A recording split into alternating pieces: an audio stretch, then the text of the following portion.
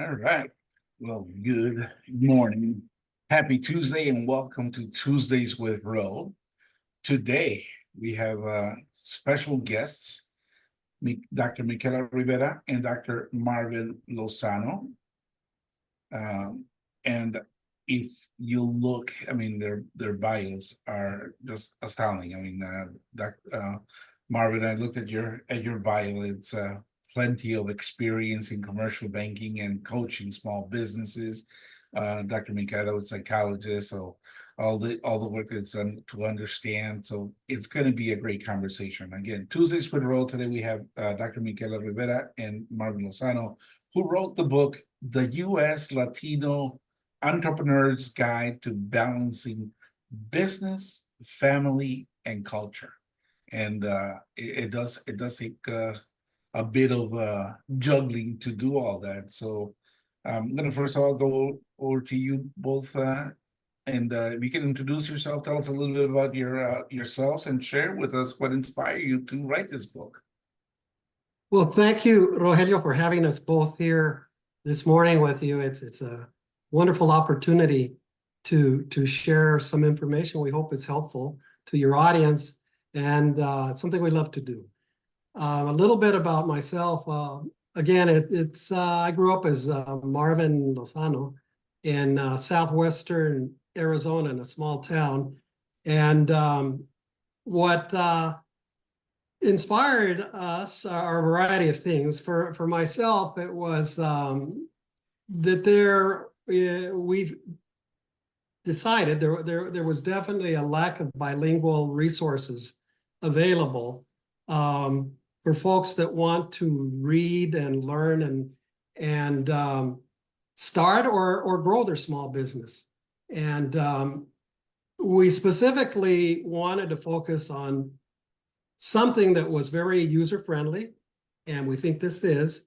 And we also wanted to focus on something we have identified through our readings that we think is very appropriate, and that is what's called the entrepreneurial mindset. Mm-hmm. And that's why I think that we went that way. Rogelio, I too want to thank you for the opportunity this morning. I think it's going to be enjoyable. I always learn from what people share and your good ideas. I appreciate your good ideas. I was looking back on how this book came to be, and Marvin was teaching a series on entrepreneurship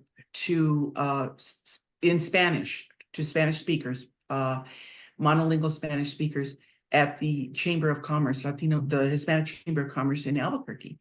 Correct. And one day he said, he had a little bit of a scheduling conflict, and asked me. He said, "Do you think you could come and talk to the class about business and how they're doing, and just for a while, and then I'll come. I'll show up into the class." But he had that early time period conflict. I said, "Sure." So I went in, and what became so apparent to me, however, it's my own mindset, it's the glasses I look through every day, were when they came to learn about the work I did, the students, they were all adults, of course, and managing families, raising grandchildren, etc. They had concerns about family. And yes, they had concerns about business and earning business and making their way through. And most of them were immigrants that had been here fairly recently arrived, a couple of years, maybe 3 years.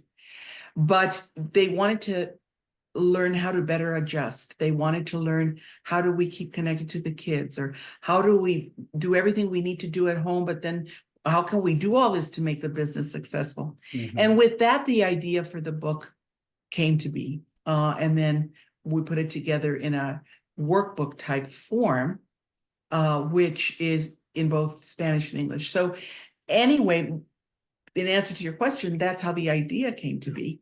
I have practiced since, gosh, a lot of years. And I'm a clinical psychologist, and, I chose that path. I look back one day on my life thinking, how did I get here? And I remember as a young kid, like 6 years old in the playground, people coming up to me and telling me, Miquela, you know what happened to me?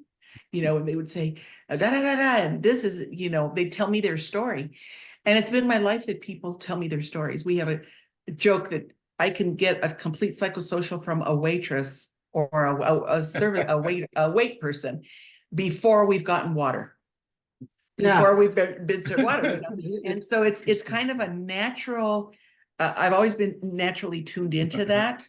And so it all blends into what we do. And I'll let Marvin talk. It's interesting, she says that because we laugh about it now, but when we first met, I said, so we're trying to get to know each other. She said, well, that's easy. I figured you out in 5 minutes. Well, that was a little bit of I still haven't completely. So I guess that was good, right? Yeah, right.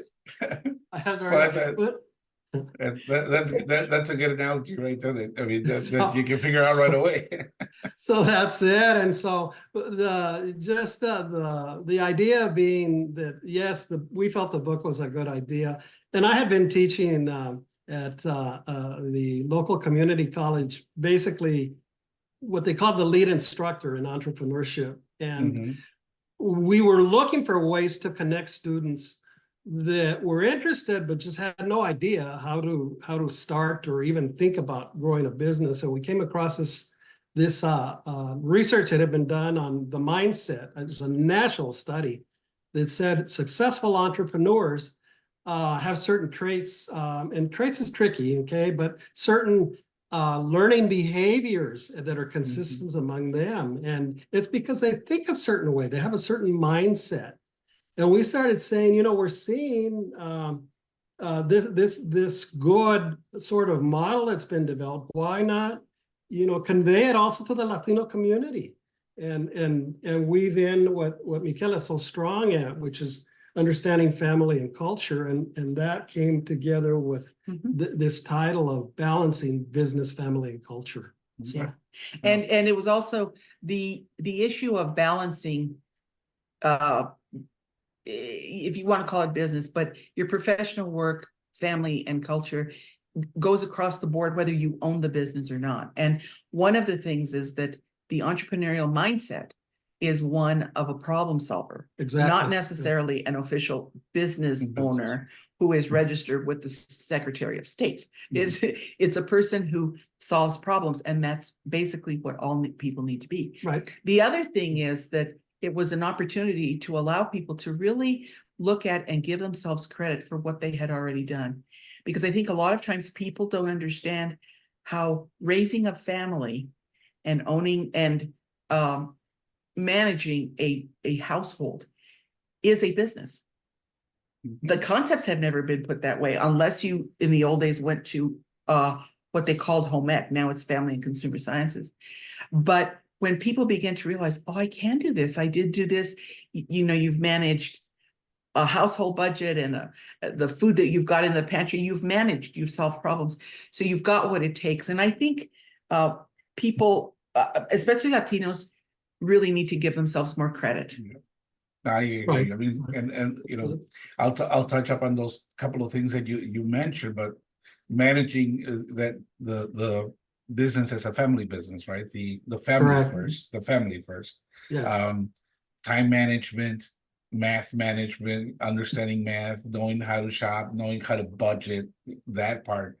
It's understanding that part of a business. You mentioned the cultural influence and understanding the family, you know, during your interviews. Let's look at culture first. How do you think the cultural influence has changed or evolved over the years? Because I mean, Marvin, you were teaching a few years ago. Has that changed since you began? Even in when you were in banking, how has that evolved now from those first Latinos to the current Latinos? I'll say that. That's an excellent question. That's an excellent question. I would answer it this way. I think what I have seen over the years, going back to when I was doing banking, right, the branch banking, and then I worked in the international division, which led me to do a lot of lending in in Mexico and Central America. In that area, that was the focus of the bank at the time. And what I learned is there were some consistent values across the board and that continue today. And that's that culturally, we have a lot of different things that feed into culture, right? Mhm. We have a common interests. We value family. We are willing to work hard to achieve whatever it is that we want to do that will circle back to the family, right? We're very resilient people, and that is real important here, because what we wanted to do, especially with the book, is show folks that it doesn't matter if, traditionally you have to have money to make money. And that's a different discussion, right? But I think this idea with culture is that we are a resilient group of people. We are used to adversity. We are used to having to work our way up, and we don't mind working. You see that every day, just in the community, right? With folks that are. I see it just going outside and driving to do an errand, where I see these folks. They have a pickup and a trailer and shovels, and boy, they're out there working. They're going to find a way, to make money and to build on it. All the way to here in New Mexico, small businesses that have been here for 4 generations. They started, Miquela has a wonderful story in her own family that I think is important for you to share. And that's your cousin and your tios. Well, my mother's family, we're 13th generation. So the United States came here. It wasn't there. Okay. It was So backwards. anyway, but Good. I digress. They were the largest independently owned insurance company in New Mexico. They sold a few years ago, but they were statewide. They were very well reputed, very organized, very community and politically active. Correct. And so they built a business that way. But I wanted to address too, and thank you for recognizing that, Marvin. But I wanted to recognize too that some things are very much the same. In answer to your question, Rogelio, culturally, it's a relational culture. Okay. And it still is. That's why people are on their phones all the time. Okay. That's why they're trying to connect with other people, because that's how people connect. Especially we'll call them the younger generations. Okay. So that is still the core. The 2 things, as I view it, have evolved. One is the how to connect. And the other is the extent of the range of our focus. Okay. Because when you are electronically connected, the whole world opens up, and as they say, is your oyster, right? To the cliche, it's your oyster. You can make everything can be yours. That was not so before. When you started with what there was in front of you and you built that way and took the challenges and expanded, but it was a slower process. This is different. What has also evolved but not evolved is something we were talking offline about, and that is learning that certain processes take time. They're not instant like on a computer, and that's what's hard, is for people to understand what part takes time and what part should be instant, and how long should I hang in there with it. Okay. So those are kinds of the things that I've seen, and I've also noticed that there's been a gigantic shift with the role of women. Well, it began happening in the United States a long time ago. I mean, we've been listening to news, of course, of what's happening just south of the border, and women are completely in a different position now than they ever were before. Right. And that also changes how we do things. If you share the steering wheel, you might take a different route, And so those are things that I think have evolved. The relationships, the need for respect, the desire to communicate, and the importance of helping other people and being mutualistic, which is in our book. That still remains. what can confuse people is that because the internet often, depending on where you go on it, and I admit I'm limited, it's very much more money driven. And in some ways, money appears to give you what you think you want, but it isn't really what you want. And that's a whole different level of personal growth and spiritual understanding. But I don't want to get too far off the track, but it's still the same basics, but it's the different how-tos. And there's so many more distractions.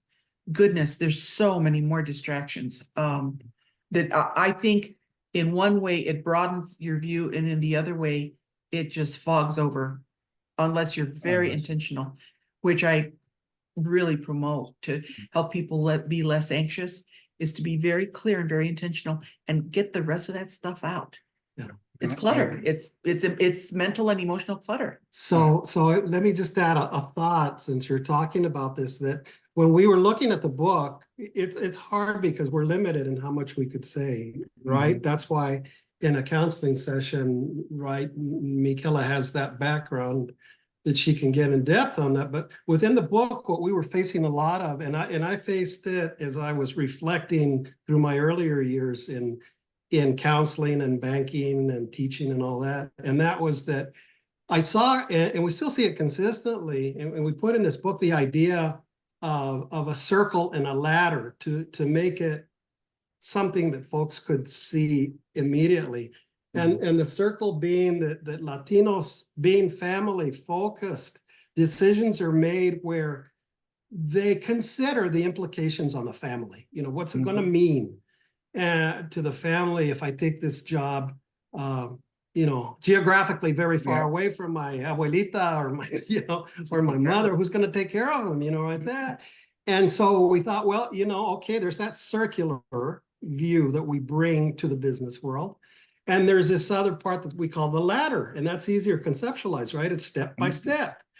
And the other side, we are in a competitive business environment where people that are in business learn very early on, if they grow up in the States, and that is that you are rewarded for your individual effort, and to get to the next step, right, you need to work hard, and you get there and you go to the next step. And on the ladder, right? on this ladder. And the reason I share this is people were sharing, and they have over the years shared that I have a difficulty understanding this other majority, let's say, majority community, because I come from an environment where I think this way and they think differently. And what we were trying to convey to them was that both the circle and the ladder, the different cultural communities, are okay.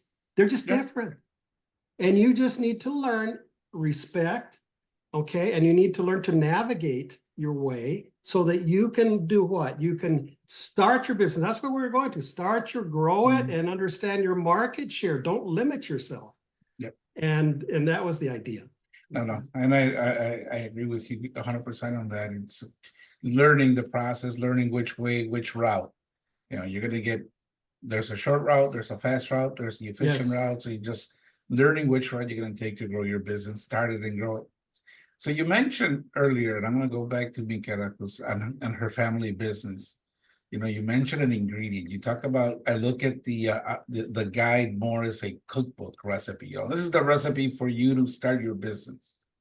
And then, you know, just like when you're cooking, you got to put some little spice and everything. What would you say? Those are the basic ingredients, right? Understanding, balancing family, knowing your business, being clear and intentional, and understanding your culture. But how does community involvement and community engagement, how does that play into? Is that part of the family? Is that part of the culture? Where does community fit in, and how does that relate to a business success?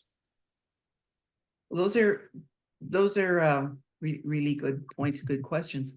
Community can be your neighborhood.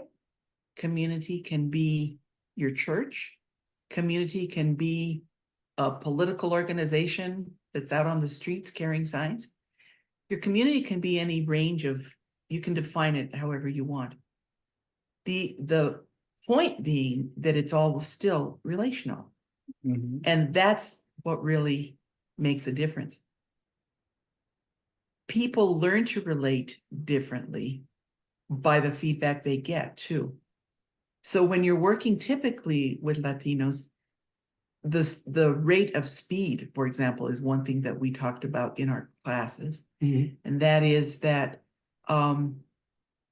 with some cultures, they don't want to chit chat. You know, I'm often accused of chit chatting. And they just want to know, what are you there for? So if a person knows that that's what they're wanting, you give the person what they want. Exactly. That's one thing. The second is, don't take it personally. Mhm. We're very famous for taking things very personally, Mhm. getting very hurt when people don't have time for us. Okay. Well, that's because it takes more time for chit chat. But if you don't do chit chat, you're not going to get far with certain groups. Correct. You just need to know which groups expect it, value it, and pull for it, and others won't tolerate it. So instead of taking it personally, it's just like, oh, well, what frequency are we tuned into here? What are we listening to? You know, I don't know if that answers your question, but yeah, it does. And, you know, and I understand it's like understanding the community you're in and really getting to understand the diversity of it. Because although yes, we're and I'll just say, if I'm a Latino business owner starting my business, I'm not just going to do business with Latinos. I want to Correct. be able to, you know, you mentioned that, Marvin, you got to know how much you're going to grow, where you're going to grow, and understand that Correct. the opportunity. Don't limit yourself. So Yes. The other is that to really, and I say this from the get-go, ask yourself why. Why are you wanting to do what you're wanting to do? Why do you want this for your business? And young folks especially will say, well, because I want to make money. I want to make, and I'll say, okay, and then, well, I want to have a lot of money. Well, and then, you know where I'm going. It's like, it has to be a means, not an end. correct. And if it is an end, people are never satisfied because there's never enough. There's never you can never have enough. Well, and this is again why this entrepreneurial mindset is so important, because the whole focus there is have the mindset that is clear on why you are doing what you're doing.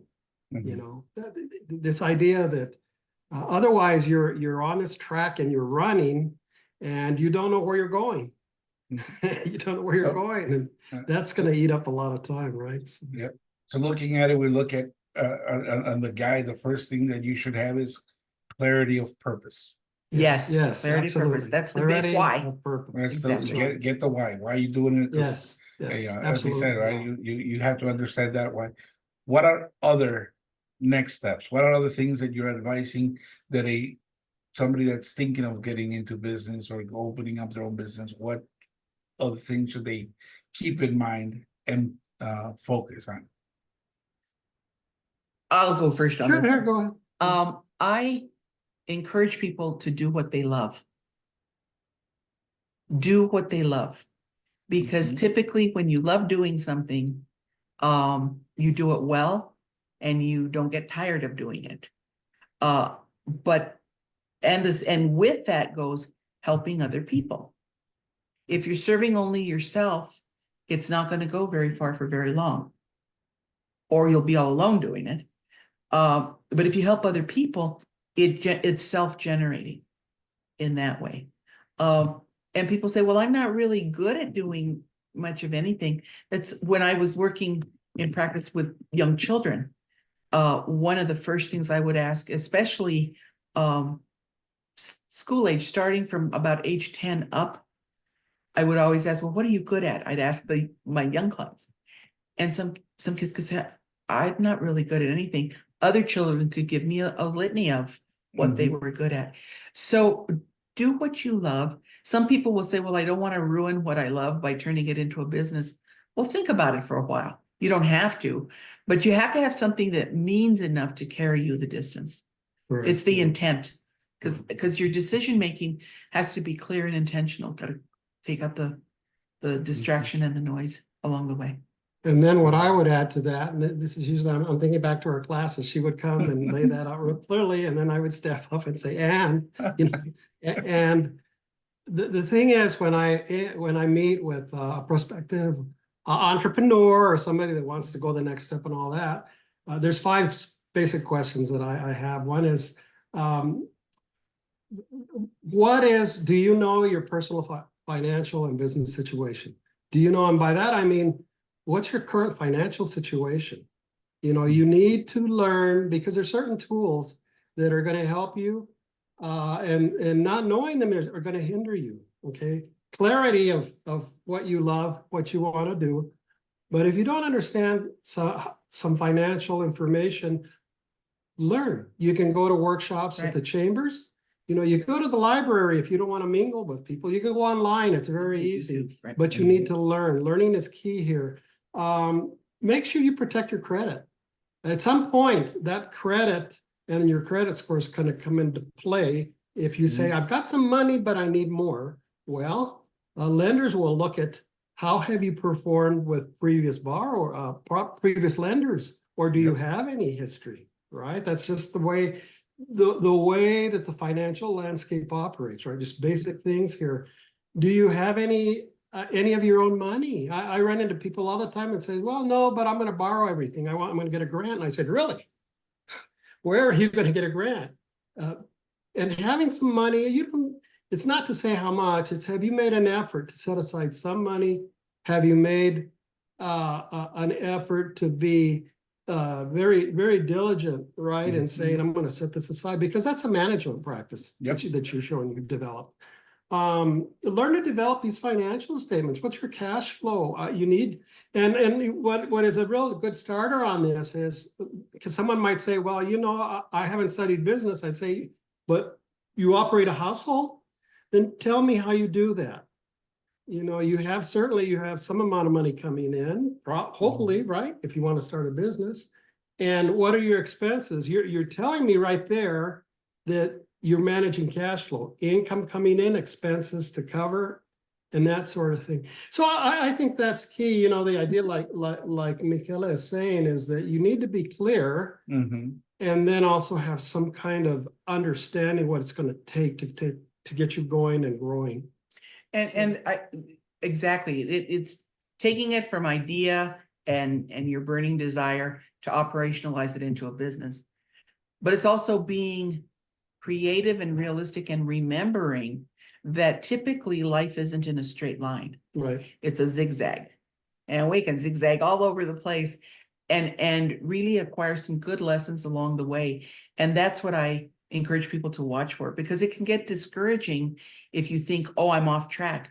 Well, keep your eye on the ball, but you have to, it's like driving, you have to pay attention to where you're driving, behind you, in front of you, on the sides, to make sure that you're still going the right direction, but that you're making all of those experiences count. Yeah, that's that resilience, I think, is a good word for that. And resourcefulness. Resilience, resourcefulness, stamina, don't quit, get up, pick yourself up, and keep going. Yeah, no, that's true. You know, I'll make a little commercial, but I'm a member of a networking organization, which is a national networking organization, international networking organization, BNI. And one of the things that we work on, that when we're going to meet with somebody, and this is something that every business owner should have, they should have their within BNI we call it their gains profile, or their orly, in Spanish, but it's what are your goals, what are your abilities, what are your interests, yes, what are your networks, and what are your skills. Yes. So knowing those, and especially on the networks, and I think that's one of the things that we have to that within the Latino culture, I know they're good at networking, because you mentioned, Miquela, they're good at communication. They are communicators. They like to be on the phone, and when you get to meet, you get to know with Latinos, you have those conversations, and it's always it's chit chat, but it's fruitful. Yes.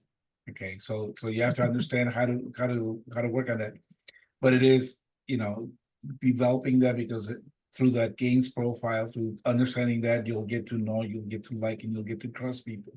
And that's what they need to be able to get their business, their customers got to get to know them. They got to get to like them and trust them to deliver on their Exactly. service. That's very important. So, Yes. and then just being able to work with their networks for referral and that's community, right? Again, Yeah, it's absolutely, community yeah. referring the business.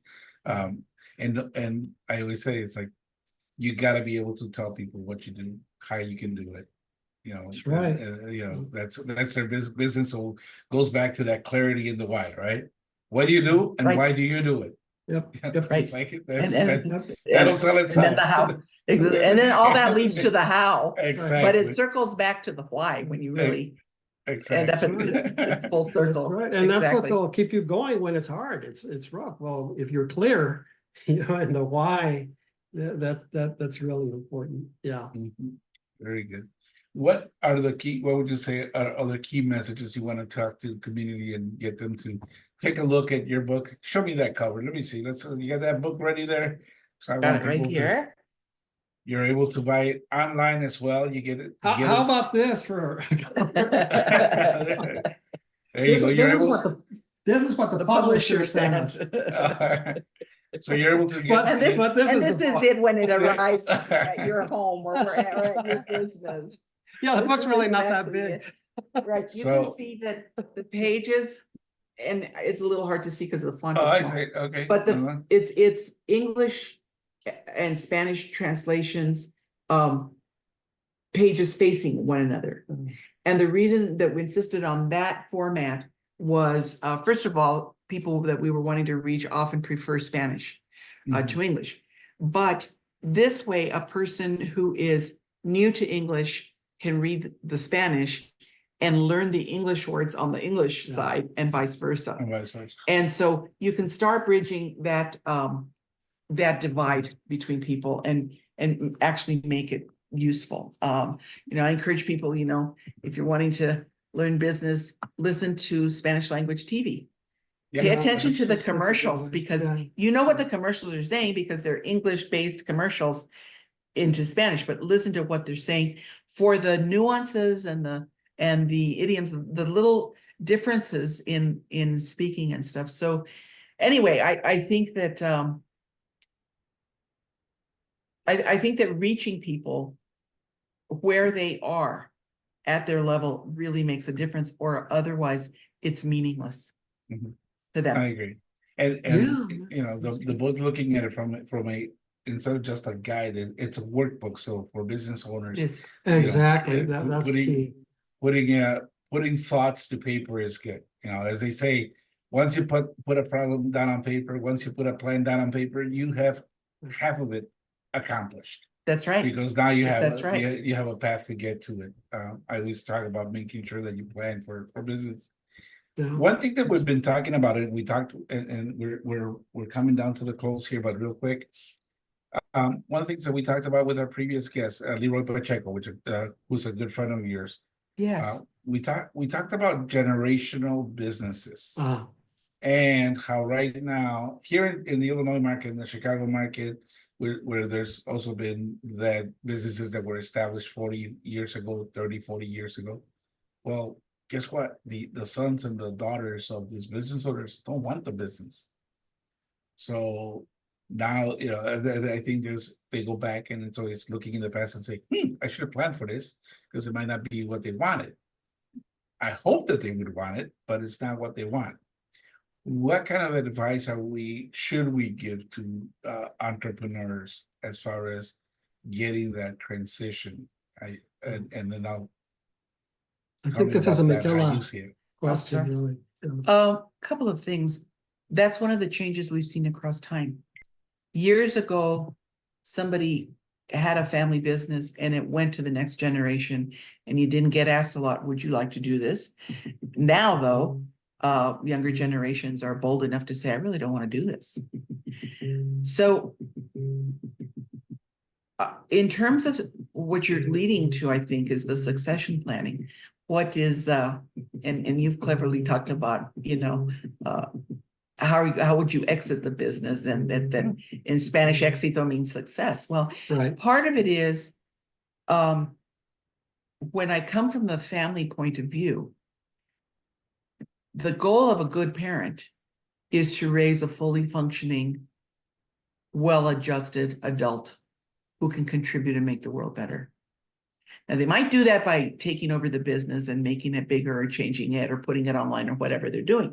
And that we've seen that done. We've seen that done where they took it from, a little restaurant down the street to a big thing online and all this kind of stuff where you order and drive through and survive the pandemic. But I think parents who see the bigger picture, that if really what they have in their family is someone who wants to pursue a different area, how can the proceeds, if it's money that they're leaving for their children, how can it serve towards that purpose rather than abandoning it? If the business is still viable and serving a purpose, is there a way that it can serve to still help the family and help other people? Because I think where conflicts come in is when people feel like, gee, I gave up what I really wanted because mom and dad wanted me to, or dad wanted me to do this. Right. And so I'm 55 and I never wanted to do this. And it's like, oh, wait a second. Okay. I don't tell people, wait a second, but it's easy to look in hindsight and say, oh, you should have done this, should have done that. Parents need to be open to, what if my child's going to pick something that I've never even thought of? And if it is something that is fulfilling to them and, legal, safe, all that kind of stuff, and helps other people, you support that. And if that's part of an exit plan, okay. If not, it needs to be made clear to the family, what's going to happen to all this? What's the role in it? Yep. A lot of times Latino kids are raised to work in the family business, and they do that, and then they go to school and they do their classes and sports if they can, and then come back and help at in the family business. Wow. But when it comes to, and we read it more and more about, you see in the headlines, business of 50 years closing its door, one of the favorite restaurants serving its last meal on such and such, and people are running over there to eat because they're going to close. Well, that's because the owners are exhausted. Yep. Yeah. And nobody in the family wants to take over the eating. So part of it is or the cooking rather, part of it is being looking forward enough and giving people credit for them knowing basically what they love to do and see how it fits, if it fits. Yeah. That's what I would suggest. And if the business doesn't survive within the family, then but it's still viable, sell it to somebody that's not in the family, and then grieve that too, because then you suddenly realize, oh darn, that business was part of the family. We always did this. Well, you don't do it anymore if you don't own it, Yeah, So- one of the things just briefly that I wanted to share with you, and you're probably aware of this, given the background and the work you do, Rogelio, very much so. But what I learned when I was doing international work is I was working with families that were in what were called grupos, right? So you had families that it wasn't just the sole mother and father and children, but it was their relations, their brothers, the dad's brother, maybe dad's cousin, and they all helped each other. So there was this sort of succession plan already underway that, if for some reason my son or my daughter, who I have brought into the business early on, and I have given them the option to take over, should they choose, and I, by the way, have prepared them with my experience and sent them to school. However, if they don't want it, I've got already an exit strategy, if you will. And that exit strategy is not so distant that I have to put in the paper business for sale. It's simply pick up the phone and call my brother or my sister, right, or a family member and say, Hito doesn't want to carry on the business, or Hito doesn't want it, and the other party understands the business and they can actually step in. Right, and take it forward. That's a really good. There's something there. Yes. The other is when somebody in the family is not wanting to take it over, and that had kind of been the owner's plan, that it would be a legacy business. I think it's a good thing to say, well, is there anything about the business you did like? And they'll say, well, yeah, but I just don't want to do all that. Yeah. That's usually what people say. I don't want to do all that paperwork stuff and blah, blah, blah. Okay. Somebody else can do that. What did you love about it? Well, I love such and such, and I think we should do such and such. Well, a business morphs into different things in different forms. And so it's the business as we knew it 60 years ago still exists. It just looks very different. Yeah. Right. And that's a legitimate way to say, look, we're still keeping the essence of who we are and what we want to do going very honorably. But we're not having to sell it out or do anything like that or close it down completely.